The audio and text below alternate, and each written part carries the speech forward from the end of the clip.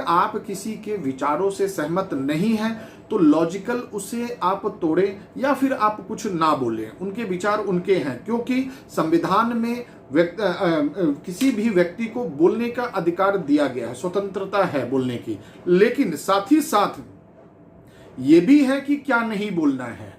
आप किसी को गाली नहीं दे सकते, आप किसी की मान हानि नहीं कर सकते, आप किसी को सेक्सुअल असॉल्ट नहीं कर सकते या सेक्सुअली उसको स्टॉक नहीं कर सकते।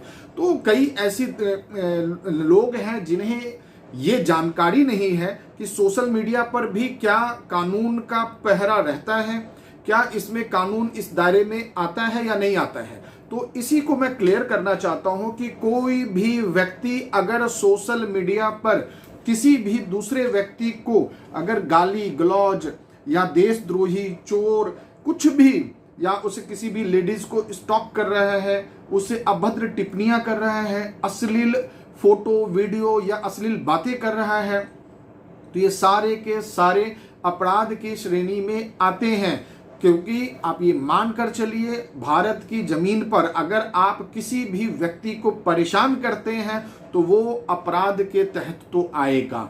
अगर मान लीजिए आपने किसी का अधिकार दिया गया है, स्वतंत्रता है बोलने की, लेकिन साथ ही साथ ये भी है कि क्या नहीं बोलना है।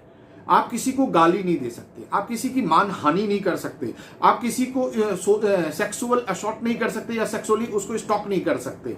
तो कई ऐसे लोग हैं जिन्हें ये जानकारी नहीं है कि सोशल मीडिया पर भी क्या कानून का पहरा रहता है, क्या इसमें कानून इस दायरे में आता है या नहीं आता है। तो इसी को मैं क्लियर करना चाहता हूं कि कोई भी व्यक्ति अगर सोशल मीडिया पर किसी भी दूसरे व्यक्ति को अगर गाली गलौज या देशद्रोही, चोर, कुछ भी, या उसे किसी भी लेडीज को स्टॉक कर रहा है, उसे अभद्र टिप्पणियां कर रहा है, अश्लील फोटो वीडियो या अश्लील बातें कर रहा है, तो ये सारे के सारे अपराध की श्रेणी में आते हैं।